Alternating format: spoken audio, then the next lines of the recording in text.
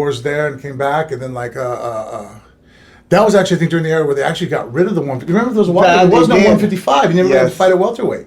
There was a time for about 2 years or 18 months, I forgot which. I had to go back. Where there was no lightweight class. It was 155. Yeah. So you were just fighting whoever they could. We talked about that. They got rid of it, right? Yeah, they the did. UFC got rid of it. Because now I'm trying. And then I fought at Gomi at 155 at Rumble on the Rock. That's right. That's because when you did that, I think that's when then I fought. You kind of took the 155 class with you. I think that's why they're like, well, fuck it, BJ's not here. Then we're not going to fight in it. The poor Matt Serra is like 5'2". He's fighting at 170 at the time. Before he really got bigger and should have fought. Yeah.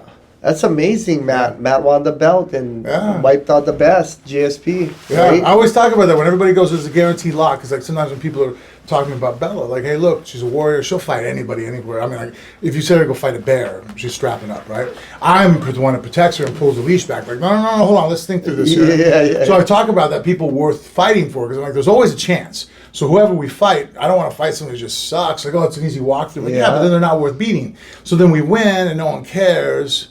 But we could always, there's always a chance when you're against other trained fighters. This ain't like a bar fight where it's like, there's no chance, right? We're talking another trained fighter, you know? And at that time, when Matt Serra won the Ultimate Fighter, he was a huge underdog. I think still probably, maybe Holly Holm might have beat him as far as the biggest underdog in a title fight. And he was like, it was like he had no chance to win.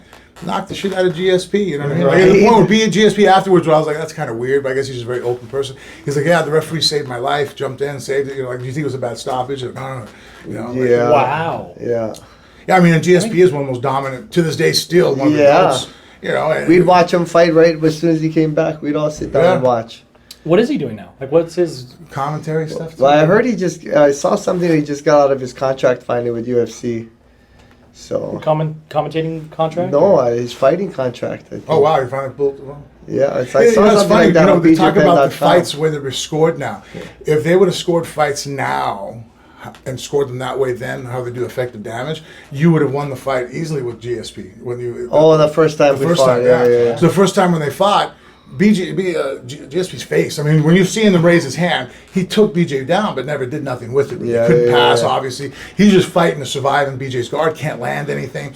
But BJ's just mauled his face, but got taken down every round, right? So like, oh, he won, and BJ even said this ain't the ultimate takedown experience, you know. And if they would use the effective damage criteria, it became that for a while. You're right. It was like you could sit there and beat my ass for 4 minutes and 55 seconds, and if I blasted a double and took you down, everybody goes, he won the round. I'm like, all right, that would happen all the time. You'd see it all. So, but now I think it's swung the opposite way a little too much. Right now it's like, well, the guy did take him down 3 times, and he's controlling him. He's landing shots. You landed a couple shots on your feet. Like, I don't think that it negates the takedowns now. You know what I mean? Like, I was thinking about that in the last UFC, right? Yeah, because the judging criteria always changes.